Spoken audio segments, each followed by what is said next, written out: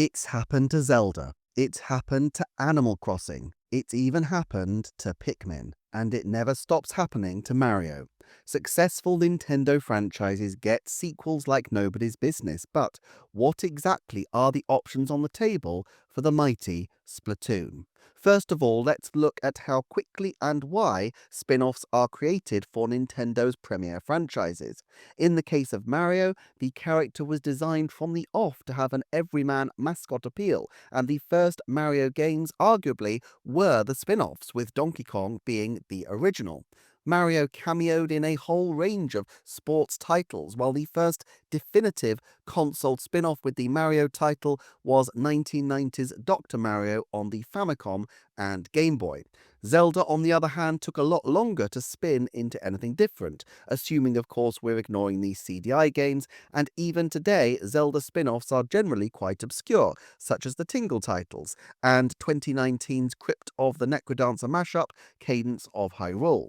Then we have Animal Crossing, which remained a singular series until 2015's 1-2 punch of Happy Home Designer and Amiibo Festival, which tried to expand the franchise into new territories, something they notably haven't tried since.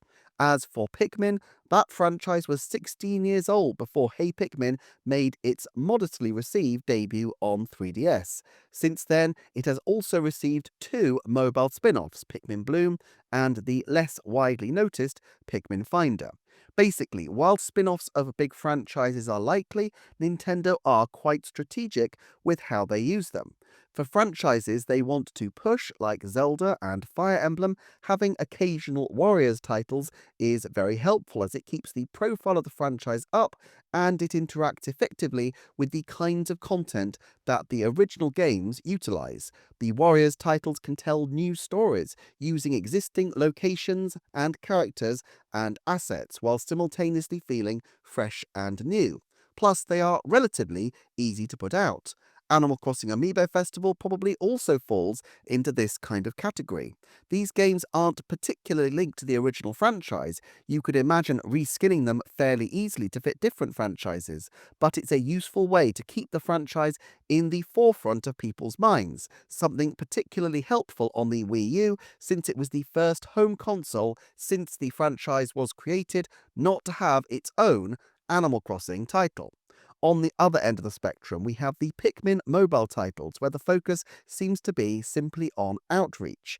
Pikmin has never been a hugely popular franchise, but it's evident that the success of the games in Japan in recent years has been driven in large part by a huge focus from Nintendo for developing the profile of the franchise, and this seems to have paid dividends, at least to some degree. Releasing Pikmin Bloom the year before Pikmin 4 was announced seems like a classic example of warm-up marketing to build an audience for the final product, and clearly Nintendo have done this effectively.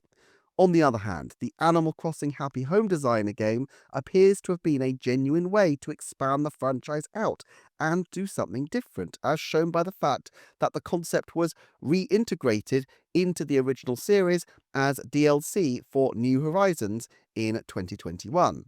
This feels more linked to the kinds of spin-offs we get with Mario and Pokemon spin-offs, where the franchises are just innately profitable, and so if any kind of new concept can be given a little shove to have a Mario or Pokemon component, it makes things a lot easier, at least in terms of marketing. Sometimes, like Happy Home Designer, these feel like they are natural expansions of the existing gameplay. Yoshi's Island, Wario Land, and Mario Maker are all examples of series which started life as experiments within the Super Mario Bros. Format.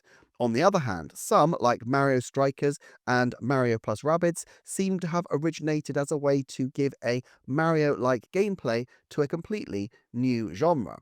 So, out of all of these spin-off options, where would Splatoon logically fit?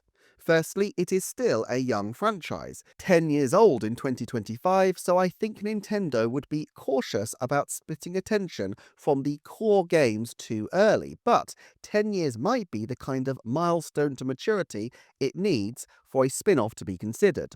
The franchise also relies on regular new releases, and therefore we can probably suspect a new mainline game on the Switch 2 sooner rather than later. Therefore, a spin off would likely launch in the fallow period between the end of one game and the beginning of the next, while no game is being continuously supported. An exception might be if there is a mobile spin off. Notably, while many of Nintendo's biggest franchises have made the jump to mobile gaming, Splatoon has not, presumably having been too young a franchise when Nintendo were first branching out, and now having passed the point where mobile games are Nintendo's primary strategy, except, as with Pikmin, for publicity purposes. Still, being a young, focused game, at least in Japan, it is possible to imagine that a Splatoon mobile spin off could have some considerable appeal and be useful, if nothing else, as advertising for a new game. Mobile titles don't need to have extensively in-depth functionality. Pikmin Finder seems especially bare bones, and with the 10th anniversary coming up, it's possible to imagine a kind of augmented reality app that allows you to splat the world around you, or perhaps some kind of rhythm title on the phone. Mobile spin-offs from Nintendo are relatively rare these days, but not unprecedented, so I think one with a Splatoon theme feels like a 30% chance by the end of 2027. Let's assume we're talking about a mainline game though. In this case, the only reason we might get such a title is if the developers are holding off on the new game for more than a year. There is some precedent here. We had Fire Emblem Warriors on the Switch before we had a mainline Fire Emblem. Still, I would think a Splatoon spin-off in the middle of the console life would be more logical. Then there's the question of what to spin off. Starting with concepts that are more closely tied to the existing game, we have the potential of a more open-air shooting style game, a game perhaps where you have missions in Inkopolis. This would effectively be taking and developing the single-player campaigns from the core game, and this might make some sense if the Splatoon developers felt that not only was the single-player content sufficient to sustain the series, but that they would have more success launching this as a separate title rather than alongside a beefed up mainline game or as additional DLC. All things considered, this seems unlikely since the benefit of a title like Splatoon is that it has lots of different types of content to appeal to lots of different types of people, and so atomizing the series by spinning off the single-player campaigns feels like it might do more harm than good by weakening the central offer of the core titles. On the other hand, spinning off a small side mode like Squid Beats seems more plausible. Curious for its absence in Splatoon 3, the arcade machine spin-offs were a fun diversion. It seems a stretch to imagine that many people would see enormous benefit in these except as a diversion briefly within the core game itself. But if Nintendo really did want to make a full-fledged Splatoon rhythm game, something that would make logical sense as an expansion of the franchise, it is logical that they might want to crop it out of the main game beforehand. This is the sort of thing that could make for a digital-only title rather than necessarily a full-fledged game, but the thing that gives me pause is why would they want to spin it off unless they were going to significantly increase the scope of it? Ultimately, there is a lot of potential for a rhythm-style title, and who knows, this could be the route back to a Rhythm Heaven-style game as a Splatoon crossover. Beyond this, there are other types of game formats that could be utilized.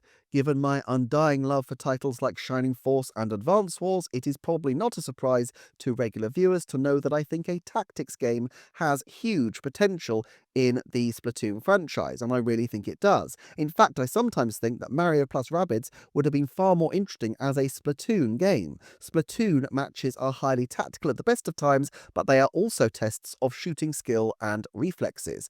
A more restrained tactics battle system could be really interesting as the paint mechanic would utterly change the way a tactics game is played. This seems like such low-hanging fruit that I struggle to believe that nobody at Nintendo has at least thought of it, but it does raise the question of who could actually create such a game, and of course whether Nintendo would even want to. After all, Nintendo is very much about creating something new each time, and while I think there is space in the strategy genre for something like this, which is a real departure, regrettably I'm not sure Nintendo would consider that on its own shown enough of an impetus to make a title. Intelligent Systems are busy with Fire Emblem, Davide Soliani's new team may be interested, but likely will have their own thing, and unless there was an external team that would make such a project, it feels an idea that is unlikely to emerge in the near term. Of course, plenty of people pitched to Nintendo, and it feels feasible that someone may eventually convince the team that they have a sufficiently strong gameplay mechanic that it would be worth a go. It's a shame because I think it would be awesome, but I think a Splatoon strategy spin off is currently a very low chance, maybe 10% max before the end of 2028. Another option, and perhaps a lower scale one, is a puzzler. While this might seem an odd departure from Splatoon, the two-colour approach of Splatoon reminds me of games like Picross and others. Finding new concepts for puzzle games is tricky. A lot of variants on Puyo Puyo or Tetris, and in the case of Puyo Puyo Tetris, both. But a block-style puzzle game could be an interesting way to keep interest in the franchise alive, though it would feel like it would be a tricky sell as a full-size new game at this point. Of course, the traditional spin-off genre is a platformer. Pikmin had its own 2D platforming experiment in Hey Pikmin, and again I can actually see a 2D platformer working very well if it played up the speed and created a momentum-based gameplay with Inklings zooming along in familiar coloured ink, but then having to slow down for much more precise puzzling in enemy ink. It feels like what you'd end up with would be a bit like a Nintendo take on the 2D Sonic series, and as I always enjoyed the momentum-based gameplay of those titles, I can see this being intriguing, especially in the hands of a developer like Sonic Mania's Evening Star. And if that sounds like a reach, remember that Arzest, who contain a lot of Sonic alumni and who went on to handle Sonic Superstars, also handled Hey Pikmin, so there is a Sonic-adjacent talent pool in Nintendo's orbit. But 2D platformers, while almost the default genre in the 90s, are pretty much old hat now, and it's difficult to imagine Splatoon's youth-focused audience lining up round the block to buy a Splatoon platforming spin-off. That's not such a bad thing if the ideas from Splatoon can really open up potential for new types of platform games, but then again, it's already a competitive field for Nintendo particularly, and with Kirby, Donkey Kong, Mario, Yoshi, and let alone forgotten franchise platformers like Wario and Starfy, I just don't know I see Splatoon going down the 2D platformer route, even though I can picture how it could be quite awesome indeed, and I personally would love to see Nintendo continue to experiment with 2D platformers. Then another option is a dance-type game. The trouble is, most dance games rely on real-world music as part of their appeal. This is certainly what people seem to like about Just Dance. I'm not sure Splatoon's quirky original songs would quite have the same appeal, but I guess having a dance-off to splat your opponent would be kind of interesting. And then there are sports sims. System after system, we've seen Mario and company doing tennis, golf, baseball, and other sports, but surely with the inked mechanics, these games could be quite different. If in tennis you splat areas of the court and make them difficult for your opponent to traverse, it could make the game tactical in a whole new way. And imagine Mario Strikers crossed with Splatoon, adding a whole new change to the sport.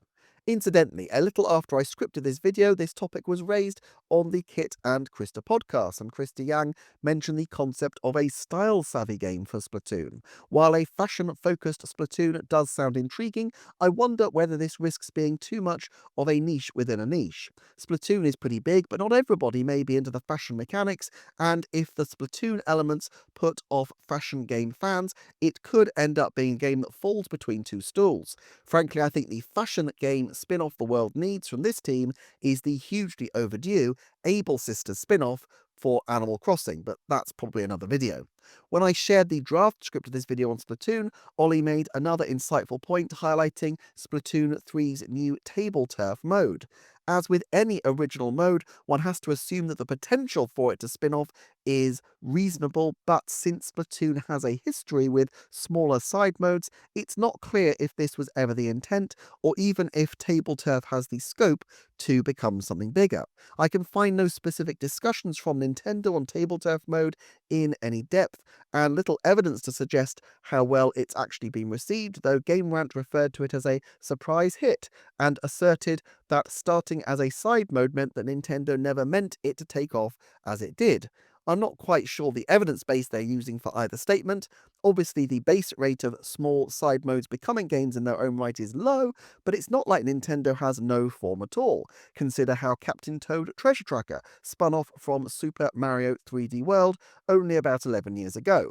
On the other hand, with it being relegated to a back alley within the game, it is not clear that it has taken off in quite so massive a way as GameRant proposes.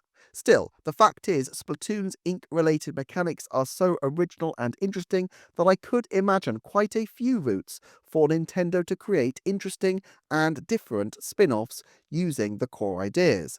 The financial incentive is definitely there to try, and now that Nintendo is expanding, they likely have the staff to do so. Moreover, while many spin-offs, especially Mario's, emerge out of a wish to maximize the profits of a popular character, the genius of Splatoon's ink mechanics could conceivably be exported to any number of genres in interesting ways that would turn the tables on traditional gameplay styles. Of course, one issue might be developer capacity, and so you may want to check out this video where I examine the extent of the overlap between the Splatoon and Animal Crossing development teams. Meanwhile, please do like, share, comment, and subscribe, and I will see you next time for another Nintendo Forecast.